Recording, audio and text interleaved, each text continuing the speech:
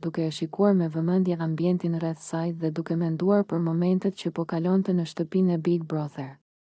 Ajo filloi të fliste me një ton paksa të trishtuar dhe reflektues. Kur të largohem, nuk do të mund të kthehem më këtu, tha ajo, duke hedhur një shikim të gjatë dhe nostalgjik drejt kamerave. Ajo vazhdoi duke ndarë mendimet e saj për ndjenjat që kishte për Edin. Nuk jam e sigurt për ndjenjat e mia për Edin. Nuk e di saktësisht se si ndihem. Nuk dua të marr vendime të nxituara, sepse dua ta shikoj situatën mirë dhe të jem e sigurt për atë që ndjej. Dolce duke je përhumbur në mendime, duke reflektuar për kohën që kishte kaluar me Edin dhe për lidhjen që po zhvillohej mes tyre. Ajo mendonte se largimi i përkohshëm mund të ndikonte në marrëdhënien e tyre dhe se do t'i duhej kohë për të kuptuar vërtet ndjenjat e saj. Ndërkohë, banorët e tjerë e shikonin me vëmendje, disa të prekur nga ndjenja e saj, të tjerë të intriguar nga mënyra se si po menaxhonte emocionet. Dolce dukej se donte të qëndronte e qetë, por brenda saj ndjente një trazim të lehtë, sepse largimi nga shtëpia dhe ndarja nga Edin ishte një moment i vështirë për të. Do ta shikoj situatën dhe do të vendos me kujdes, tha ajo me një zë të qetë. Por të vendosur, duke lënë të kuptohet se, pavarësisht ndjenjave të saj të paqarta, ajo do të vepronte me maturi dhe nuk do të nxitohej. Çdo fjalë e Dolces dukej e rënë, sepse pas saj qëndronte një përzierje ndjenjash, pasion, dyshim dhe përgjegjësi ndaj vetes dhe atyre që kishte afër. Në këtë mënyrë, deklarata e Dolces nuk ishte thjesht një koment i rastësishëm. Ishte një reflektim i thellë mbi ndjenjat e saj, pasigurinë dhe përgjegjësinë që ndjente për atë që po ndodhte mes saj dhe Edit, duke lënë të kuptojë se çdo vendim që do të merrte do të vinte pas shumë mendimesh dhe vëzhgimesh mbi situatën reale. Edi, i ulur në divan me duart që i dridhen lehtë, deklaron para gjithë banorëve se nëse Dolce do të dalë jashtë shtëpisë këtë javë, atëherë edhe ai do të largohet. Ai e thot këtë me një ton të prerë, të vendosur, sikur e ka menduar gjatë dhe nuk po flet me impuls. Banorët mbeten për një moment të habitur, ndërsa disa fillojnë të pyesin nëse ai po e thot seriozisht apo thjesht është i emocionuar. Unë s'kam arsye të rri këtu patë, thot Edi me zë më të qetë, por të ngarkuar emocionalisht. Nëse Dolce del, edhe unë do dal me të. S'ka kuptim të vazhdoj vetëm. Disa banorë mundohen ta bindin të mos flas me kaq nxitim, por Edi duket i bindur në fjalët e tij. Ai shikon drejt kamerës për një moment, si për ta bërë deklaratën edhe më të fortë, dhe pastaj kthen syt nga të tjerët. Unë nuk po bëj lojë, vazhdon ai. Nuk jam këtu për strategji. Jam këtu dhe e them hapur, sepse Dolce është shumë e rëndësishme për mua. Dhe nëse ajo largohet, unë nuk do të ndihem mirë duke vazhduar lojën sikur s'ka ndodhur asgjë. Banorët fillojnë të përshpëritin mes tyre, disa të habitur, disa të dyshim, të tjerë të prekur nga mënyra si foli. Ndërsa tensioni rritet, duket qartë se deklarata e Edit nuk është bërë thjesht për dramë. Ai vërtet duket i shqetësuar, i ndikuar emocionalisht dhe i gatshëm të marrë një vendim të madh. Kjo situatë hap një diskutim të gjatë brenda shtëpisë, sepse tani të gjithë pyesin veten nëse Edi po shpreh ndjenja të sinqerta apo nëse kjo deklaratë do të ndikojë në dinamikën e lojës. Megjithatë, mënyra si ai e tha, shikimi i tij i tronditur dhe toni emocional, i bëjnë shumë njerëz të besojnë se ai e ka me zemër dhe se lidhja e tij me Dolcen po bëhet çdo ditë më e fortë. Dolce zgjohet nga gjumi herët në mëngjes, dhe që në momentin që hap syt, duket e tronditur. Syt i ka të mbushur me lot dhe fytyra i dridhet nga mërzitja. Ajo mundohet t'i fshijë lotët me duar, por emocionet janë aq të forta sa nuk arrin të ndalet. Zëri i dridhet teksa rri ulur në shtrat e mbështjell me batanie, duke marrë frym thellë që të qetësohet. Ajo e di që dita e sotme nuk është një ditë e zakonshme. Sot është momenti që do të largohet nga shtëpia dhe do të udhëtojë drejt Grande Fratello Italia, dhe kjo gjë e emocionon, por edhe e rëndon shumë. Ndjesia e largimit, e ndarjes nga banorët që ka kaluar ditë net me ta, e bën të ndihet bosh.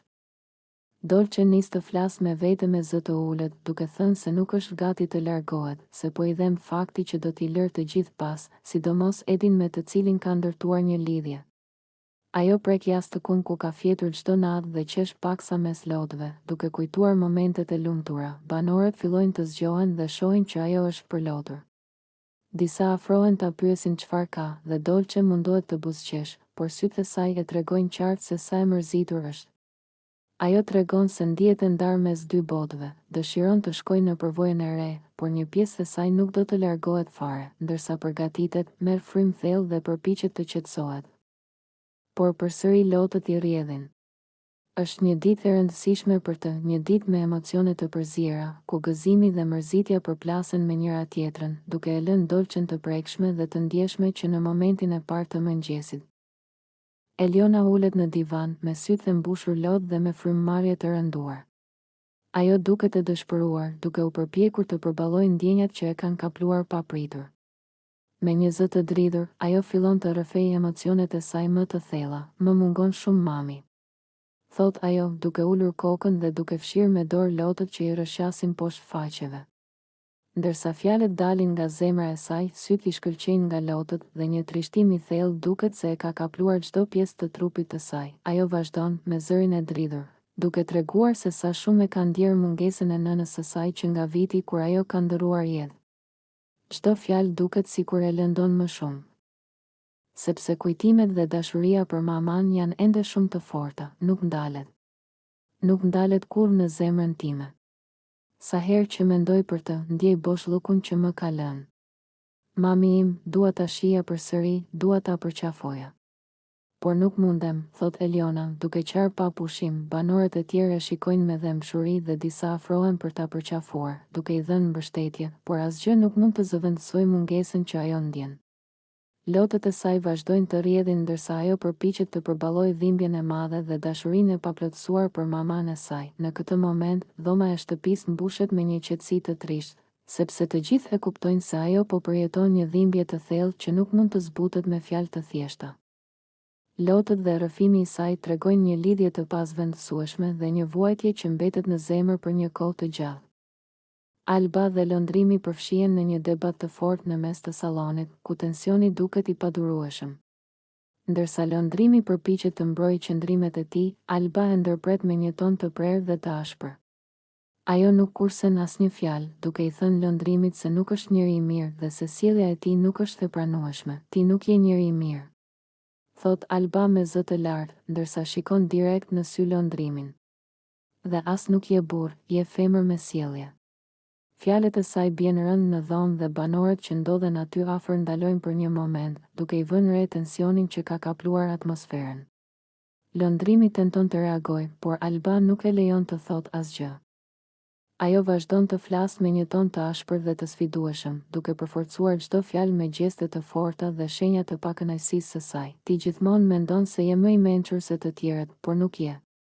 Sjellja jote është qesharake dhe nuk meriton respekt, vazhdon Alba. Lëndrimi provon të qetësohet, por duket qartë se reagimi I saj e ka prekur. Ai përpiqet të justifikohet, por fjalët e saj janë të forta dhe nuk e lejojnë të marrë frymë. Ndërkohë, banorët e tjerë shikojnë me shqetësim dhe disa përpiqen të ndërhyjnë për të ulur tensionin, por Alba nuk ndalet. Debati vazhdon disa minuta, ku Alba I jep një mësim të qartë lëndrimit, duke e bërë të kuptojë se nuk do të tolerojë sjellje që nuk e respektojnë dhe që e ofendojnë. Atmosfera në shtëpi mbetet e tensionuar dhe është e qartë se ky moment do të mbetet gjatë në mendjen e të gjithëve. Lëndrimi dhe Alba përfshihen sërish në një debat të nxehtë në mes të sallonit, një prej atyre momenteve kur tensioni duket sikur mund të ndizet me një fjalë të vetme. Lëndrimi, me stilin e tij të zakonshëm provokues, fillon t'i kundërpërgjigjet Albës në mënyrë të tillë që duket qartë se ka për qëllim të acarojë edhe më shumë. Ai I hedh komente të vogla, nënqeshje të hapura dhe batuta që e bëjnë të duket sikur po e tall hapur, ndërsa Alba përpiqet t'i përgjigjet me qetësi. Lëndrimi vazhdon duke e ngacmuar, duke I thënë gjëra që e shtyn atë ta humbas durimin. Ai shtrihet në karrige me një qëndrim sikur nuk I intereson fare situata, duke I dhënë ndjesinë Albës se ai po e merr gjithë debatin si lojë. Alba mundohet të anashkalojë, por ai sërish vazhdon të bëjë komente të vogla me të cilat e prek nervin e saj. Sa më shumë ai flet, aq më shumë duket se po e bën me qëllim, sepse çdo fjalë e tij shoqërohet me një buzëqeshje të lehtë ironike. Në një moment Alba I thot që të mos tallet me të dhe t'i lër hapësirë, por lëndrimi, në vend që të tërhiqet, I përgjigjet me një tjetër batutë që e ngre edhe më shumë tensionin. Nga mënyra si reagon Alba, kuptohet qartë se ajo po acarohet për shkak të mënyrës së sjelljes së lëndrimit. Banorët e tjerë shohin nga larg se si situata po përshkallëzohet.